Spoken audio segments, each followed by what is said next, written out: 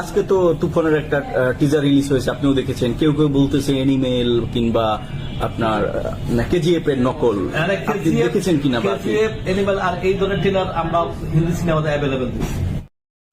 শাকিব খান এই মানুষটা যতই ভালো কাজ করুক আর যতই উন্নত মানের কাজ করুক, একে ভাই সমালোচনা করবে। হ্যাঁ, এবার সমালোচনা তো সবকিছুরই হওয়া দরকার, কিন্তু সমালোচনার নামে নোংরামু বন্ধ করা উচিত। এবার অনেকেই ভাবছে যে কি নোংরামু হয়েছে। ভাই, নোংরামু অনেক কিছু হয়ে গিয়েছে। ইকবাল কাকু থেকে শুরু করে আরশাদ আদনান পর্যন্ত শাকিব খানের নামে নোংরামু করে বেড়াচ্ছে। মানে শাকিব খানের নামে যাচ্ছে তাই বলছে, যেভাবে ইচ্ছা তাকে অপমান করছে, তার কাজ নিয়ে সমালোচনা করছে।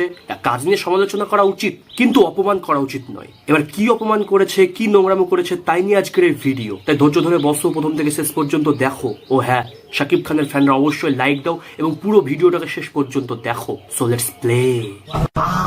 তো শুরুতে আসি আরশাদ আদনানের কাছে। তো কিছুদিন আগে চলে গেল আমাদের রোজারিদ। সেই রোজারিতে শাকিব খানের একটি সিনেমা এসেছিল যার নাম ছিল রাজকুমার। তো সিনেমাটা ওভারঅল ভালোই ছিল, ভালো ছিল মানে খুবই ভালো ছিল, কারণ শাকিব খানের অ্যাক্টিং থেকে শুরু করে সিনেমার কোয়ালিটি অনেকটাই ভালো ছিল। তো এই সিনেমার ডিরেক্টর ছিল আরশাদ আদনান। তো ইতিমধ্যে শাকিব খানের তুফান সিনেমার টিজার চলে এসছে, আর সেই টিজারটা দেখেই এই আরশাদ আদনান একটি কমেন্ট করে। সেই কমেন্টটা ছিল অনেকটা এইরকম: নকল পণ্যে বাজার সওলাভ।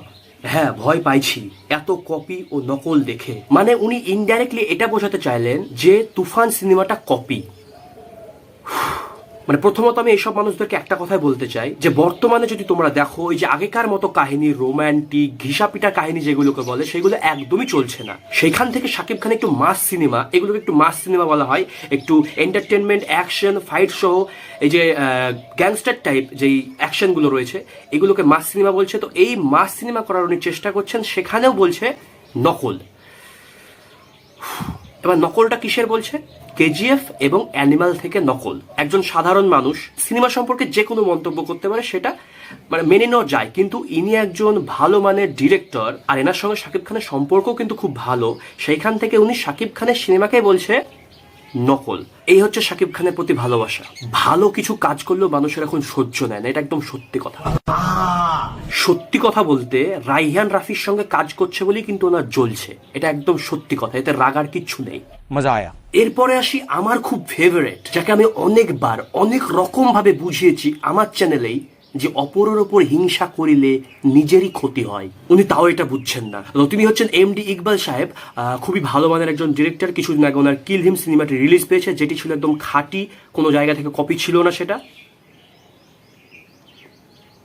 না, একদমই কপি ছিল না, ওটা একদম নিজস্ব সিনেমা। ওটা ওনার নাম করলাম। তো এমডি ইকবাল সাহেব এই যে শাকিব খানের তুফান সিনেমা, এইটা নিয়ে অনেকটা এইরকম মন্তব্য করে। তাদের সাথে বিয়ে হয়নি, এক বছর সাকিব বুবলি বিয়ে হয়নি। সাকিব বুবলি বিয়ে হয়নি। সাকিব নিজে বলছে না, বুবলি বলছে বিয়ে হয়েছে, সাকিব বলছে হয় না। কোনটা বিশ্বাস করলাম যায় না। আমি একটা জিনিস কিছুতেই বুঝতে পারছি না ভাই, বিয়ে হয়েছে কত বছর আগে, আর উনি বিয়ে থেকে বেরোতেই পারছেন না। শাকিব খানের বিয়ে হয়ে ছেলে হয়ে, ভাই ওই চ্যাপ্টার ক্লোজ, নতুন চ্যাপ্টারে আসো ভাই।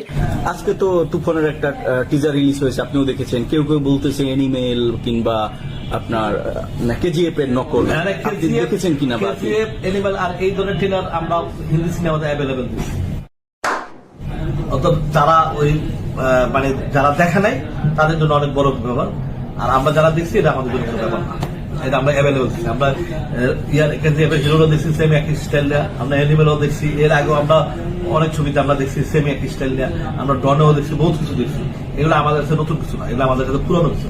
যারা বাংলা সিনেমা মানে যারা জীবনের দেখা নাই, যারা এরকম অবস্থা আর ঠিক আছে, হ্যাঁ আমি অবস্থা নাই, এটা অ্যাভেলেবেল দেখা, মানে অ্যাভেলেবেল চোখে দেখা। এই ট্রেলার, এই ট্রেলার, এই টিজার, হ্যাঁ তামিল ছবি, হিন্দি ছবিতে অ্যাভেলেবেল দেখা।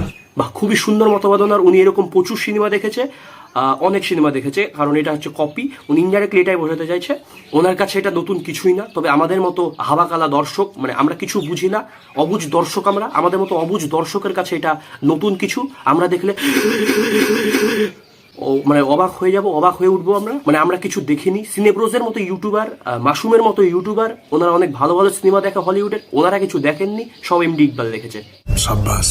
দেখো, শেষে আমি একটা কথাই বলবো, শাকিব খানকে সিনেমা জগতে কেউ ভালোবাসে না, মন থেকে কেউ ভালোবাসে না, কেউ সাপোর্ট করে না। কেন এই কথাটা বলছি তার প্রমাণ ইতিমধ্যে ভিডিওতে দিয়ে ফেলেছি। তার বন্ধু ছিল এরা, ভাই, আগে এরা বন্ধু ছিল, বললে বিশ্বাস করবে না। তো আমারও নিজে বিশ্বাস হচ্ছিল না, কিন্তু আমি একটু ঘাটাঘাটি করে জানলাম এনারা ওর বন্ধু ছিল। এরকম বন্ধু থাকলে শত্রুর কি দরকার ভাই? মানে বন্ধুই কাফি তোমাকে শেষ করে দেওয়ার জন্য। মজা আয়া।